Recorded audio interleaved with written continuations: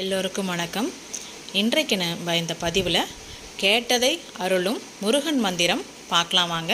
முருகன் மந்திரத்தை தினமும் காலையில் சூரிய அஸ்தமனத்திற்கு முன்பும் சூரிய அஸ்தமனத்திற்கு பின்பும் தினமும் காலையில் 6 முறையும் மாலையில் 6 முறையும் உச்சரித்து வந்தால் முருகன் கேட்டதை உங்களுக்கு அருள் செய்வார். அந்த மந்திரம் என்னன்னு பார்க்கலாம் வாங்க. உருவாய் அருவாய் உளதாய் இலதாய் மறுவாய் மலராய் மணியாய் ஒளியாய் கருவாய் உயிராய் கதியாய் விதியாய் குருவாய் வருவாய் அருள்வாய் குகனே.